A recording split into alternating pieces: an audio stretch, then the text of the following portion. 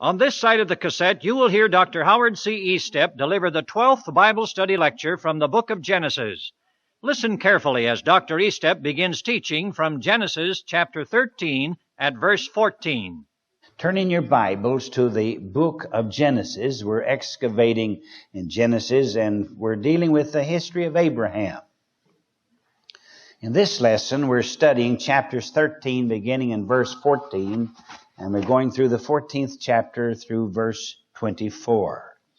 In the concluding part of chapter 13, in verses 14 through 18, we have the Abrahamic covenant confirmed or even reaffirmed.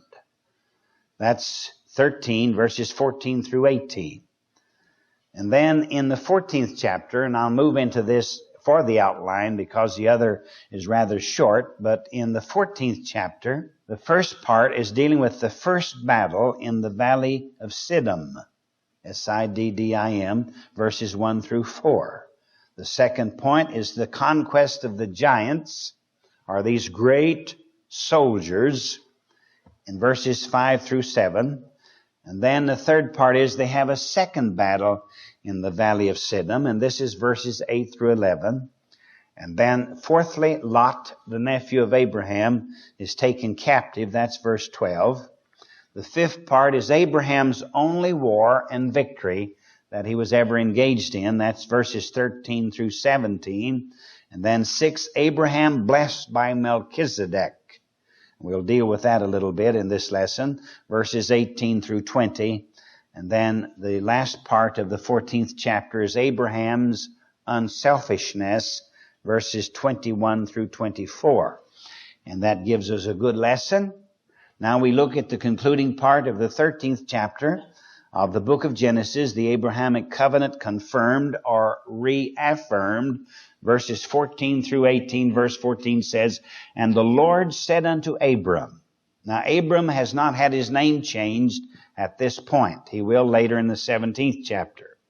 "And the Lord said unto Abram," after that Lot was separated from him, and you will remember that Lot was given the opportunity of going to the right or going to the left, taking whatever he want, and he chose the Jordan Valley. Lush, green valley of the Jordan. Lot chose that. So verse 14 says, "After that Lot was separated from Abram, lift up now thine eyes, God said unto him, and look from the place where thou art northward, southward, eastward, and westward." What God is saying to Abram is to look all the way around. Just take a look all the way around in every direction. North, south, east, west. You take a look in every direction.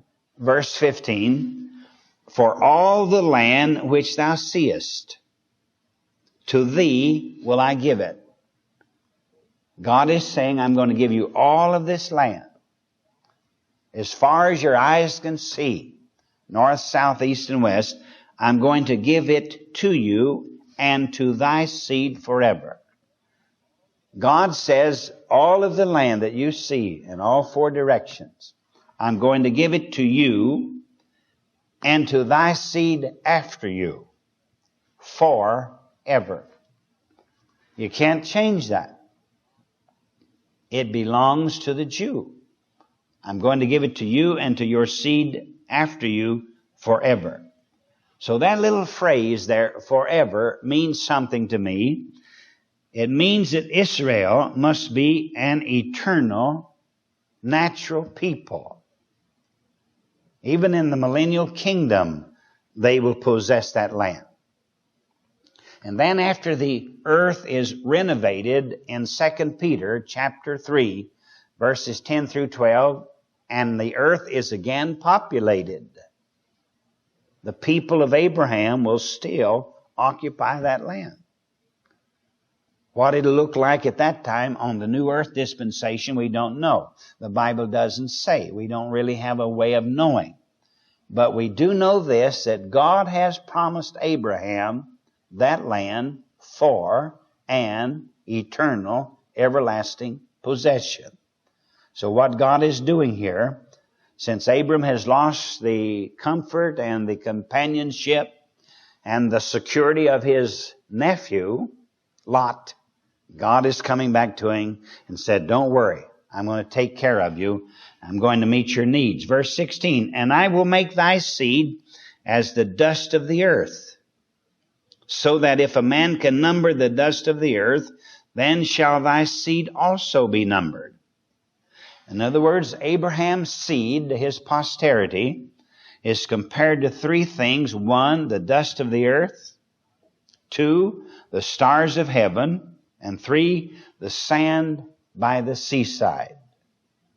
So God is definitely going to increase numerically the Israelitish people.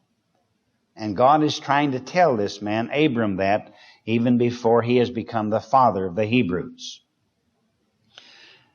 Verse 16, and I will make thy seed as the dust of the earth, so that if a man can number the dust of the earth, then shall thy seed also be numbered. Then he says in verse 17, arise, walk through the land in the length of it, and in the breadth of it, and I will give it unto thee. I will give it unto thee. I take the position that the Palestinians do not have a legal, biblical right to Palestine. The reason I take that position, number one, not counting the Bible, is that the Turks had the land for 1,000 years before General Allenby in World War I took it away from the Turks. And during the 1,000-year occupancy of the Bible lands by the Turkish Ottoman Empire, the Arabs lived there. It's true. They lived there and they bartered back and forth for the land. But then when the original owner came along, he wanted the land back. And so that's the position that Israel has at this time. For instance, you say you lost your wristwatch, and it was lost for 2 years. And one day a friend of yours said, you see my new wristwatch? And you say, you don't say it, but that looks exactly like the one I lost. And this, you say to this friend, where'd you get it? Well, a fella came along and I got a bargain. He said, you know what I paid for it? I paid $5. That's all I paid for it. This fellow had it. He didn't need it. He said he had 2 or 3 watches, and he offered it to me for $5. And you say, by the way, you mind if I see that? And you look on the back, and you see scratched back there your initials. And you say to the fellow who bought your watch for $5, you say, you see these initials here? Those are my initials. I lost this watch 2 years ago. And then you say to the fellow, may I have my watch? It's your watch. Because you bought it previously for X amount of money. You lost it. He bought it from somebody who found the thing and sold it to him for a cut rate price. And that's the position of the Palestinians in the Bible lands at this position, because they really didn't buy the land from the original owners. You see, the Bible tells us in Psalm 115, verse 16, that the heaven, even the heavens, are the Lord's. But the earth hath he given to the children of men, and God can give this earth to whomsoever he desires. Because God owns everything. God can give any part of this earth to anybody he desires to give it to. He took it away from the Canaanites and gave it to the Israelites. God has that ability. So the land of Israel belongs to the Jewish people, prophesied here in the latter part of the 13th chapter of the book of Genesis. Then in verse 18, then Abram removed his tent. He broke ground with his tent. He took the tent down, moved from wherever he was at that time when God spoke to him. He removed his tent and came and dwelt in the plain of Mamre, which is in Hebron, and built there an altar unto the Lord. So we have here in verses 14 through 18 of the latter part of chapter 13 of Genesis, a verse-by-verse study, Abrahamic covenant confirmed or reaffirmed. Now we go to chapter 14, and this could be just a little bit monotonous as we get going, but it picks up momentum as we move along. The first part is the first battle in the valley of Siddim. This is verses 1 through 4 of chapter 14. And it came to pass in the days of Amraphel, king of Shinar, Arioch, king of Eleazar, Kedorlaomer, king of Elam, and Tidal, king of nations, that these made war with another group of men. Now these are kings in a certain part of southern Israel as we know it today. If you looked at a map of Israel, down below the Dead Sea, all of this that we're talking about here in the 14th chapter takes place down in the area south of the Dead Sea. A little bit to the north, but mostly in the southern part of the Dead Sea. So we have these kings that we mentioned here in verse 1 going to make war with these mentioned in verse 2. That these made war with Bera, king of Sodom, and with Bersha, king of Gomorrah, and Shinab, king of Admah, and Shem-Eber, king of Zeboim, and the king of Bela, which is Zoah. Doesn't mean a thing to us. It's as strange as it could possibly be. But these were kings, two factions, down in what is now the southern part of Israel, and they went to war. This deals with the first battle in that valley of Siddim. Verse 3, all these were joined together in the valley or vale of Siddim, which is the Salt Sea. The Salt Sea in the Bible refers to the Dead Sea. In the Bible, the Dead Sea is referred to as the Salt Sea, the Sea of the Plain, the East Sea, and the Former Sea. 4 names for the Dead Sea in the Old Testament. Here it's called the Salt Sea. Verse 4, 12 years they served Kedorlaomer, and in the 13th year they rebelled. So you have these two factions of royalty. These are tribal kings. They wouldn't look like kings today if we were looking at them, but tribal factions for 12 years. They served Kedorlaomer, and in the 13th year they rebelled. Now we're going to have a battle in verses 5 through 7. Notice what it says, verse 5. And in the 14th year came Kedorlaomer and the kings that were with him. This must have been the leading king in that part of the world, and he had a faction of kings with him. And he smote the Rephaims in Ashteroth Karnaim, and the Zuzims in Ham, and the Emims in Shaver Kerathaim, and the Horites in their Mount Seir. Mount Seir, where is that? That's further down below the Dead Sea. Where's Mount Seir? That's where the country of Edom is located, and that's where the city of Petra is located that we visit once a year on our Bible Land tours. So you can see these Arab people down in there. We can see them on their horses and in their desert garb and colorful and all of that, and they're fighting each other in that mountainous terrain, and they go out into the valley of Siddim, south of the Salt Sea, the Dead Sea. Verse 6, and the Horites in their Mount Seir unto El Paran, which is by the wilderness.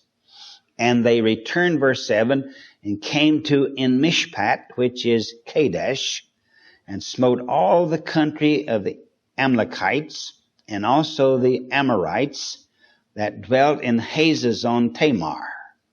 Doesn't mean too much to us.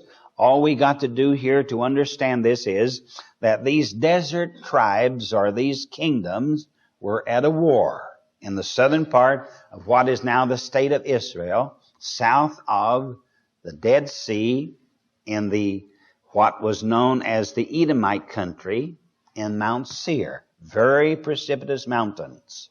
The mountain ranges go up around 5, 6, 7,000 feet. Very precipitous. beautiful colored mountains, cameo pink, all kinds of beautiful, magnificent colors. And actually, Lowell Thomas, in his book with Lawrence in Arabia, who was there in World War I, describes it as one of the most breathtaking sights he's ever seen in all of his life as a journalist, traveling throughout the world as he watches the sun traveling in its zenith across the sky during the day, and the colors of these rocks constantly changing. That's where these battles were taking place. The conquest of the giants, verses 5 through 7. Then they have a second battle in the valley of Siddim. This is verses 8 through 11. Verse 8, and there went out the king of Sodom, and the king of Gomorrah, and the king of Admah, and the king of Zebodim, and the king of Bela, the same as Zorah. And they joined battle with them in the vale of Siddim, or in the valley of Siddim, down by the salt sea. Verse 9. With Chedorlaomer, the king of Elam, and with Tidal, king of nations, and Amraphel, king of Shinar, and Arioch, king of Eleazar, 4 kings with 5, and the vale of Siddim was full of slime pits. And this explains partially when God later on in the 19th chapter of Genesis destroyed the Edomites, that there came, when this fire came down from God, this would explain why that part of the earth actually caught on fire. As I said in a previous lesson, you can walk over that terrain and you can pick up big pieces of rock that are black. They have been fired, as it were. They have been involved in volcanic fire, and they haven't partially been consumed. You can pick them up. Part of the reason that this caught fire after God sent the after God sent the fire and brimstone, was because the area was filled with slime pits. There had to be petroleum in that area to get the slime pits. There had to be some kind of a prehistoric action to produce mineral in the soil that would give itself to igniting and becoming a burning substance. And I think this verse 10 gives us part of the clue. And the vale of Siddim was full of slime pits, and the kings of Sodom and Gomorrah fled and fell there. That means they were in the war. They were wounded. They died. They fell off of their mounts, whether it was camels or horses, or whether they were just being chased by other soldiers, we don't know. But it says, and the kings of Sodom and Gomorrah fled and fell there, and they that remained fled to the mountains. And those who weren't killed, they didn't stay in the valley of Siddim. They hit for the hills of Mount Seir, the mountains, in the area where Petra is now located, which was formerly the capital of the Edomite kingdom, some 2,000 plus years ago. And they that remained fled to the mountains, verse 11, and they took all the goods of Sodom and Gomorrah and all their victuals and went their way. In other words, as they were leaving, they went into the cities of Sodom and Gomorrah, and they ransacked the stores, the places where the merchants had merchandise to be sold. They went in and they took whatever they wanted.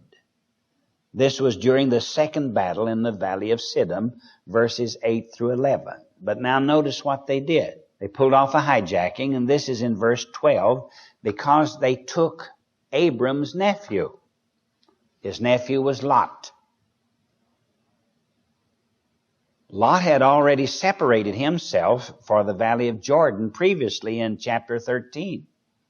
Now in chapter 14, evidently Lot was doing real well, because when these armies came in, and those who fled, well, then they took Lot, they took his wives, they took his servants, his cattle, his flocks, and they took them captive, commandeered them and took them away. And we note that in verse 12, and this is what it said. And they took Lot, Abram's brother's son, who dwelt in Sodom, and his goods, and departed. Took all of his wealth. They pulled Jesse James. They went in and took anything of value because they know that they're not going to be coming back here, so they want something out of this war. Well, what's going to happen? Well, Abraham is not a soldier. Abraham is a devout man of God. He's not given over to military operations. But something's going to happen because Abraham gets involved in the only war he was ever involved in. And we get this in verses 13 through 17, where we look at Abraham's only war and the victory that God gave him in verses 13 through 17. And remember the scene. There's been a war. A lot of men have been killed. Those who were yet alive go into Sodom and Gomorrah, and they steal Lot and his wives and everything of value, and they leave with them. What's going to happen? Verse 13. And there came one that had escaped, evidently a friend of Abram's. And there came one that had escaped and told Abram, the Hebrew, for he dwelt in the plain of Mamre, the Amorite, brother of Eshcol, and brother of Aner, and these were confederate with Abraham, or with Abram. So one comes to Abram, and he says to him, do you know what they did? There's been this war down in the valley. A lot of people have been killed. Some haven't. But they've come, they've taken Lot. They've robbed him. They've taken his cattle, his wives, the women, the slaves. They've even taken your nephew, and they've taken him off into the mountains. We get that in verse 13. What's going to happen? Well, some people say that a godly person shouldn't get riled up. Well, I disagree with that. I think sometimes it's necessary for God's people to get riled up before they'll do what God wants them to do. Because I believe that righteous indignation is a man or woman rising up on their hind legs, as it were, and opposing the enemy. And I know someone said, turn the other cheek. But he didn't tell you what to do in between the two slappings. You see, there's plenty to be done. So Abraham gets all riled up in verse 14. And when Abram heard that his brother was taken captive, what did he do? Call a prayer meeting? No. Pass out tracts? No. He armed his trained servants. Abraham had security guards that lived with him because he had 400 or 500 people in his company that traveled with him. When Abraham went from place to place, he took 300, 400, 500, 600 people with him, like a little town, a community. And they set up a lot of tents. And they had people that took care of the herds, the flocks, the goats, the sheep. And then they had people who were on security guard during the night hours in case someone crept into camp and killed them and robbed them of their jewels, their gold, their silver, and various things. So here it tells us that Abraham armed, in the middle of verse 14, he armed his trained servants. Now these were men who had been trained.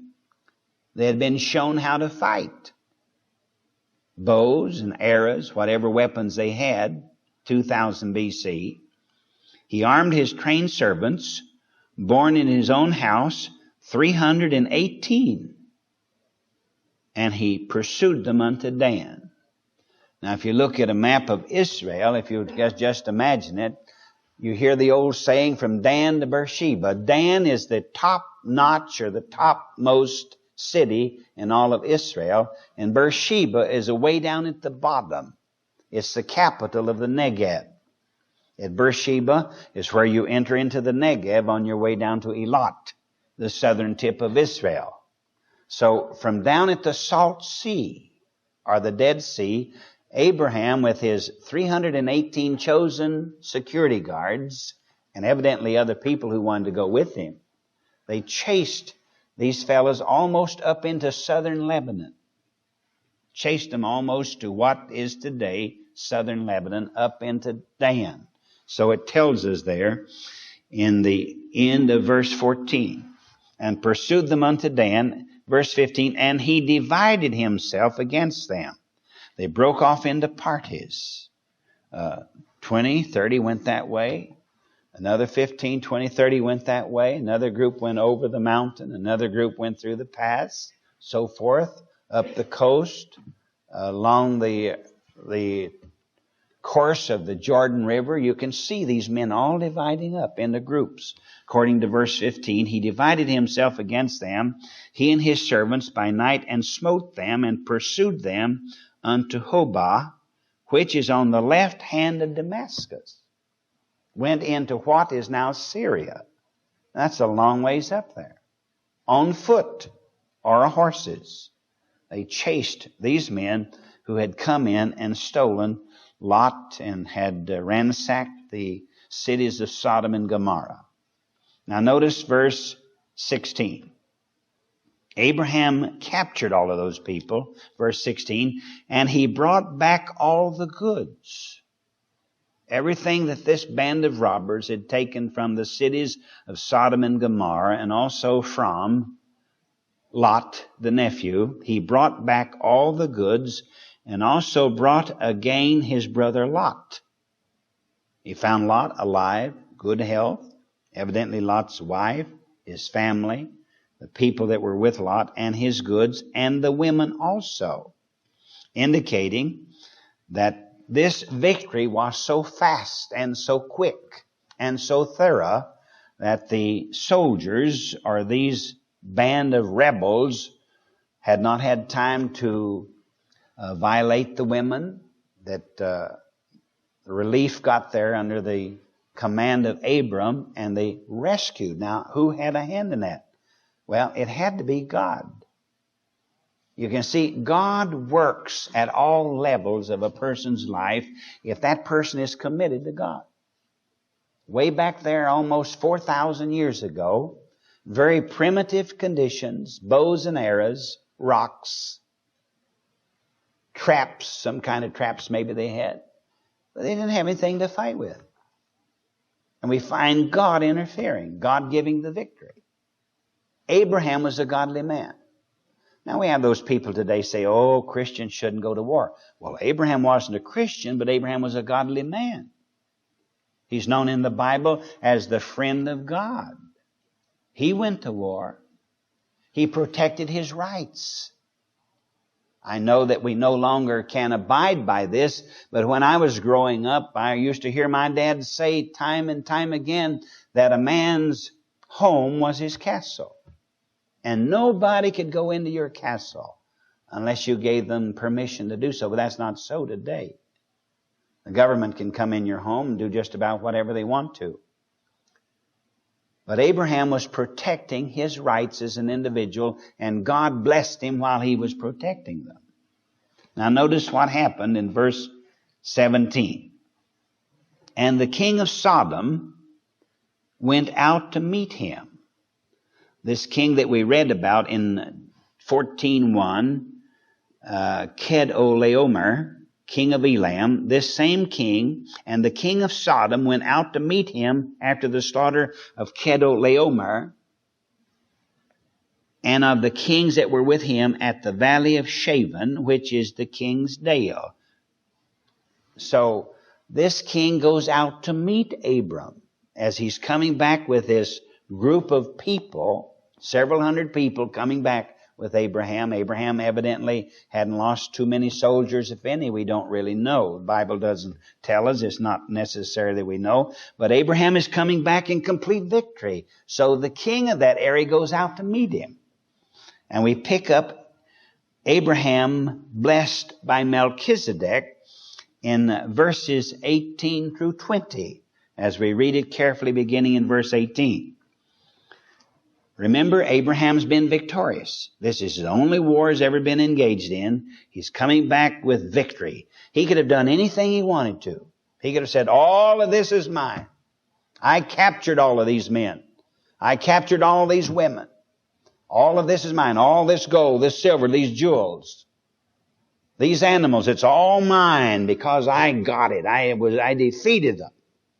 But that isn't the spirit of the true Christian. And Abraham wasn't a Christian. I know that. But I'm saying that we Christians, though we have access to various things in this life, we must not wrap our arms around them and say, this is mine. I worked hard for this. And I've heard that so often in my 41 years of ministry. I worked hard for this. It's mine, and I'll do with it whatsoever I want to. No, it's God's. Watch Abraham's spirit. It's beautiful. Verse 18. And Melchizedek, king of Salem. Salem is the ancient name of Jerusalem. One of the first names that the city of Jerusalem has ever had. It has had 18 names at different times. Jerusalem has 18 different names. One of the first names was Salem. And Melchizedek, king of Salem, brought forth bread and wine. And this is symbolic of a religious service. We use bread and wine or grape juice in our communion service. Of course, they wouldn't use bread and wine. They wouldn't have a communion service, but they would be commemorating something to express their thanks to God. But there's an evidence here of a religious service already. You can see it in verse 18. Melchizedek brought forth bread and wine, and he was the priest of the Most High God. 2,000 years BC, before the Jews were ever given the Ten Commandments on Sinai. There's a godly priest, a man living in that part of the world, who was the priest of God, verse 19, and he blessed him, that is, Melchizedek blessed Abram, and said, Blessed be Abram of the Most High God, possessor of heaven and earth. He's just won a war. He's coming back with his fantastic group of people and sheep and oxen and all of this group of things and people and beings and animals that he's captured. And the high priest of the city goes out and says, Blessed be the God of Abram. What's going to happen? Verse 20. And blessed be the Most High God, which hath delivered thine enemies into thy hand. Melchizedek knew this. God must have revealed this to the high priest. This man has won this battle because I gave him the power to do so. I gave him the mentality, the ingenuity to maneuver his soldiers, his security guards, so they could go out and defeat the enemy. And God must have told Melchizedek this. Which hath delivered thine enemies into thy hand. And he, Abram, what did Abram do? Abram gave him tithes of all. Here you have the paying or the giving of tithes to the service of God. Mentioned here in the 14th chapter of the book of Genesis. And we have these people say, I don't believe in tithing. That's the Old Testament. It's not in the New. Well, fine. You can never persuade a person against their will. One persuaded against their will is of the same opinion still. I'm not much on preaching on tithe and giving and so forth to the Lord's work, because I believe if a person is really converted to the Lord Jesus Christ, their pocketbook will get converted. I really believe that. And I don't think you have to preach sermons and have seminars and pressure people and get them to come up and sign this book and that book and do all kinds of dumb things to try to get them to give. If a person is really committed to God, they'll give. They'll give to God. And God will use it for His honor and glory. Of course, He uses it through the administration of other human beings. So we have Abram paying a tithe to Melchizedek. Who's Melchizedek? Well, let's take a little look before we leave this. But if you turn to the book of Hebrews. We look in Hebrews chapter 7. And I want to discuss this just briefly with you. But in Hebrews 7, we have the story of Melchizedek. And I'm going to read 3 verses in Hebrews 7, 1 through 3. For this Melchizedek, king of Salem, priest of the Most High God, who met Abraham returning from the slaughter of the kings and blessed him, to whom also Abraham gave a 10th part of all. Abraham gave a 10th of all that he had recovered from the military operation that he had performed there in Israel 4,000 years ago in his endeavor to rescue his nephew Lot. Abraham gave a 10th part of all, first being by interpretation King of Righteousness. This is the title that Melchizedek had, King of Righteousness, and after that also King of Salem, which is King of Peace. Now this is the verse that slays a lot of people. I get letters all the time. People can't answer this. They say, I asked my pastor, he didn't know. Verse 3, talking about Melchizedek, without father, without mother, without descent, having neither beginning of days nor end of life, but made like unto the Son of God, abideth a priest continually. What's that verse saying? It doesn't really mean that he never had a father, that he was never born. It doesn't mean that he never had a mother, wasn't born. It doesn't say that. If you go into the original translations and you find out what he's really talking about, the writer of Hebrews is saying there is no record of who his mother was. There's no record of who his father was. We don't know from whence he came. We don't know anything about him when you get to talking about the lineage part of Melchizedek. But he was a natural man. He had a physical mother and a physical father, but he had been appointed some way, somehow, by an element of righteousness in that part of the world, 2000 BC, as the high priest of the king of Salem, or the high priest of Salem, Jerusalem, and he observed and officiated in that position. Now, some people will tell you that Melchizedek was Christ, but that's not so. Couldn't possibly be. Wasn't intended to be. Bible never indicates that in any way. Because the order of Melchizedek is a temporary type thing. But the order of Jesus Christ, who is the high priest, is an ever-continuing, never-ending priesthood. But Christ was made after the order of Melchizedek. And so after this frightful battle that he had had fighting all over the state of Israel, and you can see right here in the 14th chapter of the book of Genesis why the Jews are successful. Even before Abraham ever became the father of the Hebrew, he was winning wars in that part of the world.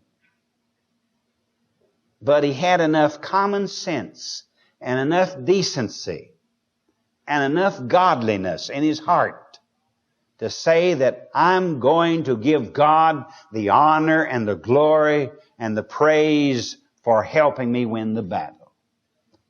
And he says, I'm going to give God a 10th. I'm going to tithe to God. And that's what it says in verse 20. Now we move into the last part of our lesson where we see Abraham's unselfishness greatly displayed in verses 21 through 24. And the king of Sodom said unto Abram, give me the persons and take the goods to thyself. Give me these people that you brought back. The king of Sodom said this. He wasn't thinking right. The king wasn't.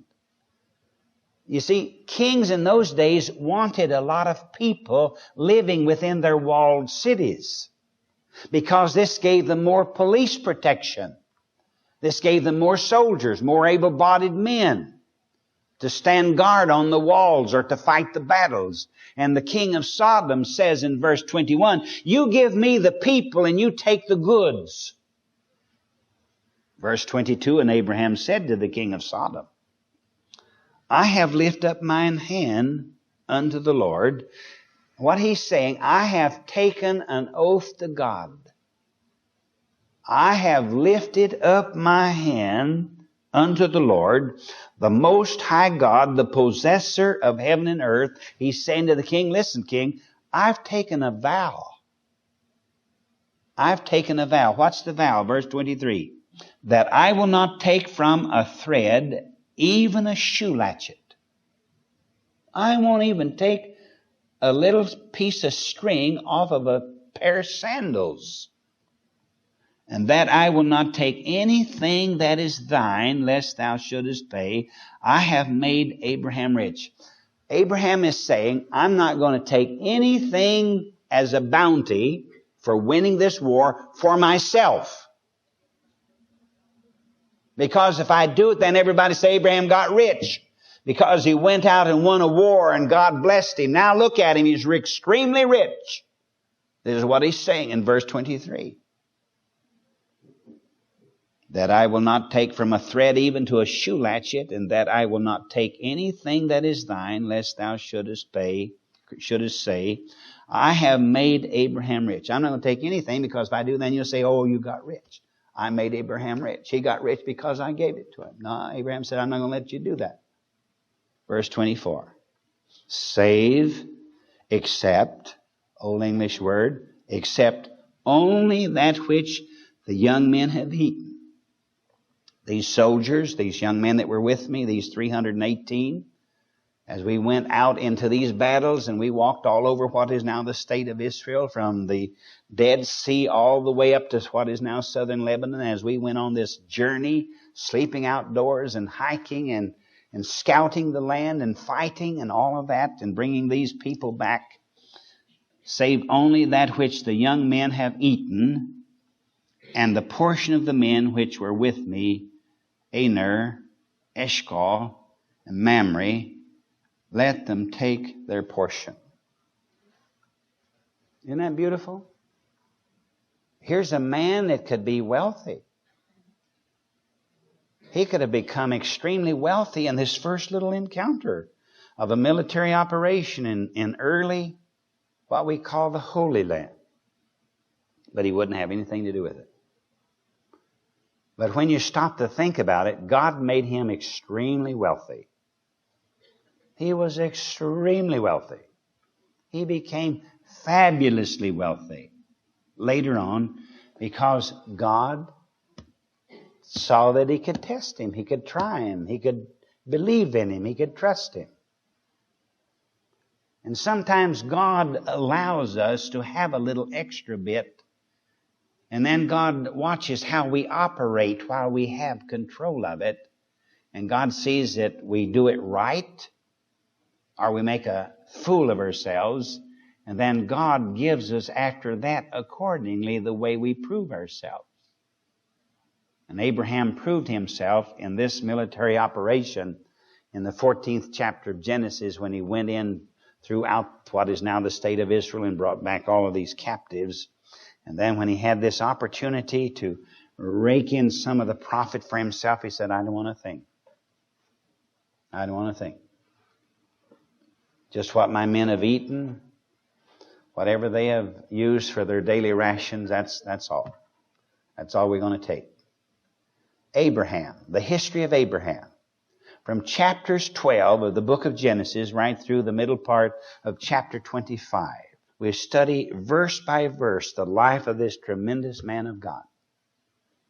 The friend of God. Tall oaken timber that God could trust in those early years, who became the father of the Hebrew. It's amazing. If we could, some people say, oh, I'd like to be like Jesus. Well, if I could just be like Abraham, I would be satisfied. Tremendous personality. You have been listening to Dr. Howard C. Estep present 2 Bible study lectures from the book of Genesis, covering chapter 12, verse 1 through chapter 14, verse 24. For a continuation of this series of studies from Genesis, please listen to the next cassette tape.